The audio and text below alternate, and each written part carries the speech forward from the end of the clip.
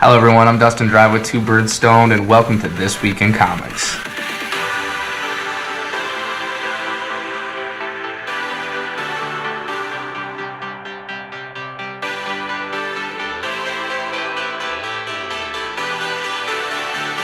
Hello everyone, I'm Dustin Drive with the Two Birds Stoned. Welcome to This Week in Comics. We've got 4 number ones to review this week, 2 series to review this week, and then we'll look ahead to a very light week next week. Let's go.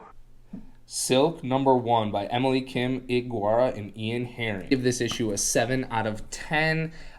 Interesting premise, a dream state being held over by 2 different villains which come from a different series that I didn't read. So I would give this issue a 7 out of 10. I would say pull. No whammies, no whammies, no whammies. Stop. Alrighty, we have Spirit World #1 by Alyssa Wong, Haining, and Sebastian Chang. This one comes from DC. Spirit World #1 is brought to you by DC. Features one of their new characters, Xanthi, who witnesses Batgirl delve down into the spirit world and goes to Constantine for help on getting into the spirit world to save Batgirl. I would give this issue a 7 out of 10. Super interesting, a little bit more of an anime art style, I would say. It has a twist at the end. Again, Spirit World, 7 out of 10. I suggest pulling it. Judge it for yourself. Alrighty, we have Extreme Venomverse. I'm not going to list the writers here because there are 3 different writers, 3 different artists, 3 different colorists, all that good nonsense. We get different versions of the Venom symbiote in different places across all the multiverse. Right? Eddie Brock and the symbiote are Spider-Man. It's an okay story. It's not bad. It's about Dylan Brock in the middle story.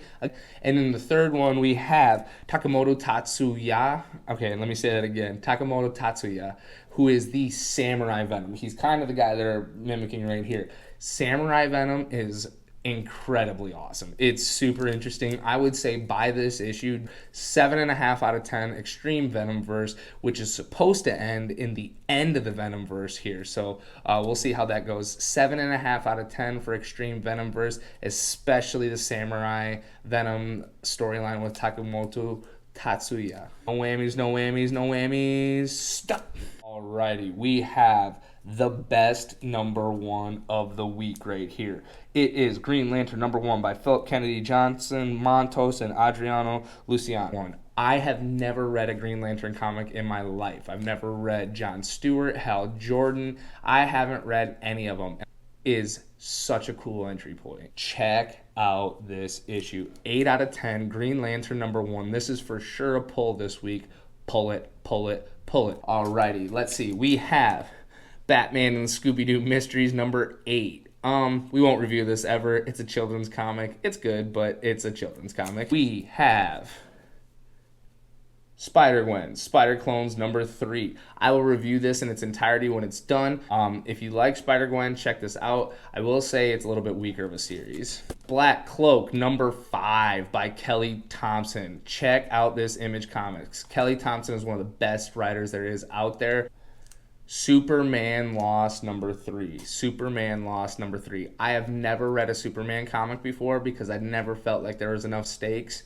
This comic has stakes. Check it out. We have the Dingbats of Danger Street. Just kidding. This is Danger Street #6.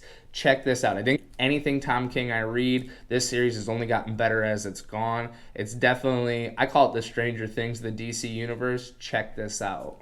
Stargirl and the Lost Children #6. Stargirl and the Lost Children #6. I'm going to tell you to check out this series because Stargirl #1 through 6 by Jeff Johns, Todd Nauck, and Matt Herms. Lost Children. I would give it an 8, maybe even an 8.5 out of 10. It's actually pretty awesome. It's a cool story filled with a lot of quirky sidekicks that I've never heard of throughout the years. Stargirl and Emiko team up to try to save them from a lost island, kind of like the Island of Misfit Toys in some way, while they're being held there. They're successful in the end. Stargirl leads them back to the present, actually, where she agrees to start the new Young Justice Society. So they will debut, I believe, in the Real Justice Society or the New Justice Society #6. I'm super excited about that. The art in this is really cool. The characters in this are really cool. I would pull this for sure. You can wait for the trade paperback, go to your local comic book shop, grab number 1 through 6. You won't be disappointed. It's a really fun read. Alrighty. Now, last week, the number 7's right here, but last week, Batman and Joker, Deadly Duo, number 7 came out. I've got numbers 1 through 7 right here, and I'm here to say, go to your comic shop and pull it. I love Batman. I love the Joker as his greatest villain, but I love an idea where they have to team up in some way to try to save people that they know. And you know everything's not quite as it seems when it comes to the J-Man. So Joker definitely is awesome in this. The Bat family is awesome in this. There's consequences. There's a new villain. It's just so cool. Honestly, I think it's super awesome. Joker's motivation for teaming up with Batman is super self-serving and super awesome. And in the same way, it's a classic Joker Batman thing where he needs to help Batman, right? Joker is a fascinating character. Batman's a fascinating character. Batman Joker Deadly Duo, 9 out of 10. I'll tell you right now, this is by Mark Silvestri and Eric Prianto. So check it out. The art in this series is amazing. The story in this series is amazing. Everything about this series is amazing. So check it out. All right, everybody, those are the comic book reviews for this week. We've got Silk number 1, 7 out of 10. We've got Spirit World number 1, 7 out of 10. We've got Extreme Venomverse, 7.5 out of 10. And we have Green Lantern, 8 out of 10. Pull those this week. Judge for yourself, but I would suggest pulling all 4. We also reviewed Batman and Joker Deadly Duos, number 1 through 7. Pull every issue, get the trade, do whatever you want. Awesome story. I absolutely loved it. We reviewed Stargirl and the Lost Children, number 1 through 6. Pull every issue. It's super fun. A bunch of random sidekicks throughout the years. Golden Generation, Silver Generation, everything like that. Check it out. I give it an 8, maybe an 8.5 out of 10. Super fun story. Those are the number 1s, and those are the series I reviewed for this week. For next week, we'll review Poison Ivy, number 1 through 12. We'll review Titans, number 1. We'll review Hexware, number 1 through 6. And we'll review Batman, the Brave and the Bold, number 1.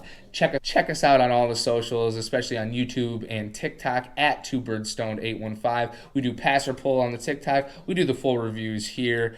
Remember, check out your local comic book shop, Mega City 2 in Bakersfield, California. That's where I get all my comics. Stop in, tell them I sent you. They'll always treat you right. Again, this is This Week in Comics with the Two Birds Stoned. I'm Dustin Dry, your official guide to all things comic. We'll see you guys next week.